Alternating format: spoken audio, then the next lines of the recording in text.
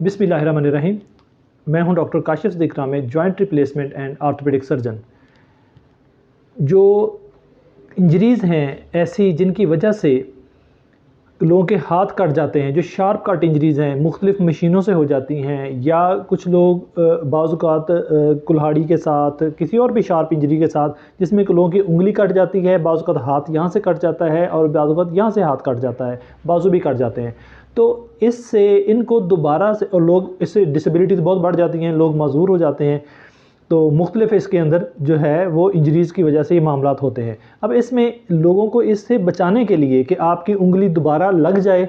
आपका हाथ दोबारा लग जाए और आप ठीक हो जाएं, दोबारा से आपका हाथ काम करने लग जाए, तो इसमें जो इम्पॉर्टेंट चीज़ जो कि बेहतरी के लिए ज़रूरी है वो है कि लोगों का इसको ट्रांसपोर्ट करना।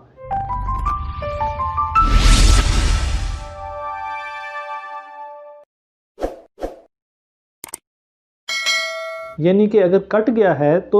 आपको ये मालूम हो कि कितनी देर के अंदर मैं इसको लेके जा सकता हूँ डॉक्टर के पास, जो कि इसको फिर मुझे वापस लगा देगा, और फिर लेके कैसे जाना है तो इस वीडियो में इस हवाले से मैं आपको बताऊँगा। तो उसके लिए ज़रूरी है कि देखें, उंगली का लगाना थोड़ा मुश्किल काम होता है, लेकिन लोग लगाते हैं डॉक्टर्स हमारे, और इससे ये है कि ये भी बच सकती है, और हाथ भी लग जाता है जिससे आपका हाथ दोबारा से बच जाता है। लेकिन इसके लिए ज़रूरी है कि आप ये सारी चीज़ें जो है, उंगली है, हाथ है, जो भी है, इसको आप विदिन 6 आवर्स यानी 6 घंटे के अंदर अंदर डॉक्टर के पास लेके जाएं, और 6 घंटे के अंदर अंदर इसका ऑपरेशन हो जाए। अगर टाइम इससे ज़्यादा हो जाएगा तो फिर कामयाबी का तनासुब जो है वो काफ़ी कम हो जाता है, यानी फिर वो सर्जरी तो हो जाएगी लेकिन उसमें वो कामयाब नहीं होती, हाथ आपका दोबारा ज़िंदा नहीं होता। तो इसको लिए सबसे अहम बात यह है कि 6 से घंटे के अंदर आप इसको लेके जाएं। 8 घंटे तक भी होता है लेकिन हम इसको 6 घंटे समझते हैं कि 6 घंटे के अंदर इसको लेके जाएं। तो इसको कैसे लेके जाना है, सबसे पहली बात यह है कि जो भी आपकी चीज़ कटी है, अल्लाह ना करे, तो उसको आपने पहले उसको सादा पानी से वॉश कर लें। कोई भी पानी से वॉश करने के बाद उसको आप, बेहतर तो है कि किसी कंटेनर में डालें, जैसे कोई भी ऐसे आपके पास डब्बा हो, कोई चीज़ हो, वो साफ़ सुथरा हो, क्लीन करके उसको उसके अंदर उसको डाल लें और उसको बंद कर दें। फिर उस डब्बे को, उस कंटेनर को आप एक शॉपर के अंदर डालें। मैं वो चीज़ें बता रहा हूँ जो कि अवेलेबल हर घर में, हर जगह पे अवेलेबल होंगी, इसलिए मैं वो चीज़ें बता रहा हूँ। उसको आप शॉपर में डालें और शॉपर को अच्छी तरह से इसको टाइट बंद कर दें, धागे के साथ नाट लगा के इतना टाइट बंद करें कि ये किसी और कोई चीज़ इसके साथ ना हो सके। फिर एक और शॉपर लें जिसके अंदर आप बर्फ़ डालें, यानी कि ठंडा पानी, बर्फ़, बिल्कुल बर्फ़ हो, या आइस क्यूब्स डाल सकते हैं जो कि उसको डालें, और फिर इस कंटेनर को आप उसके अंदर रखें और इसको भी ऊपर से बंद कर दें, अच्छी तरह से इसको बंद कर दें, और एक और शॉपर के अंदर इनको डाल के आप डॉक्टर के पास लेके जाएं विदिन टाइम, ताकि वो उसकी सर्जरी कर सके। अगर आपके पास ये कंटेनर नहीं है, ये कंटेनर अगर आपके पास नहीं है, तो आप ये भी कर सकते हैं कि उसको वॉश करके, जो फिंगर है, हाथ है, जो भी आपका है, उसको वॉश करके अच्छी तरह से एक साफ़ सुथरे शॉपर के अंदर डाल के उसको टाइट बंद कर दें, और फिर उसको दूसरे शॉपर में डालें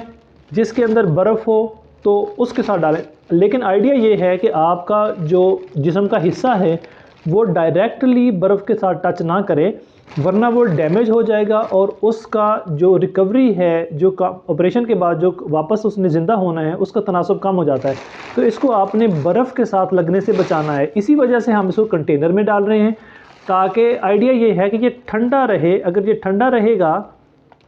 और तो डॉक्टर के पास आप लेके जाएंगे तो फिर ये दोबारा इसके ज़िंदा होने के, इसके चलने के चांस बढ़ जाते हैं। तो ये एक बहुत अहम मैसेज है, आप सब लोगों तक इस बात को पहुंचाएं, ताकि खुदा ना खास्ता अगर किसी बंदे के साथ ये मसला होता है तो वो इसको प्रॉपर तरीके के साथ डॉक्टर के पास लेके जाए, तो ताकि उसका जो अगर सर्जरी हो तो उसमें कामयाबी का तनासुब बढ़ जाए। वरना सर्जरी भी होती है और जो है अवेयरनेस ना होने की वजह से, लोगों को पता ना होने की वजह से कि मैंने इसको कैसे लेके जाना है, वो बाज़ औक़ात लोग डायरेक्टली इसको बर्फ़ के अंदर डाल के ले आते हैं, तो वो डैमेज हो जाता है। उसकी सर्जरी भी होगी, सारा कुछ होगा, लेकिन उसका फ़ायदा नहीं हो सकता। तो आप कोशिश करें इसको इसी तरह से, जैसे बताया गया एक कंटेनर में डालें, कंटेनर को सील करें, शापर में डालें, उस शापर को सील करें, दूसरे शापर में बर्फ़ डालें, फिर इनको आपस में सील करें और इसको लेके आएँ और विदिन 6 आवर 6 घंटे के अंदर लाएं ताकि उसकी सर्जरी हो सके। और जो मरीज़ जब आप लेके आएँ तो उसका खाना पीना बंद रखें, वरना फिर उसकी सर्जरी में और टाइम ज़ाय होगा। यानी मरीज़ को खाने पीने को ना दें, उसको कोई ड्रिप लगी हो तो वो ठीक है, ताकि जब मरीज़ हमारे पास आए तो हमें ये ना हो कि उसको NPO करके, यानी उसका जो है एनेस्थीसिया के लिए हमें करना होता है, एनेस्थीसिया देने के लिए नथिंग पर ओरल करना होता है, तो वो काम हमारा पहले से हुआ हो। तो आपने उसको खाने पीने के लिए नहीं देना, बल्कि अगर जो इमीडिएट जहाँ से भी आपने एड ली है, आपको आपको पट्टी उन्होंने की है, तो वहीं से आपने ड्रिप लगवा लेनी है और चीज़ों अपनी को इस तरह से ट्रांसपोर्ट करना है। तो बाकी अल्लाह की तरफ से खैर हो इंशाल्लाह। तो ये प्रॉपर तरीक़ेकार से अगर हम अपनाएंगे तो जितनी ही बेहतरी हो सकेगी वो इंशाल्लाह उतना अच्छे और बेहतर रिज़ल्ट आएंगे। बहुत शुक्रिया, थैंक यू वेरी मच।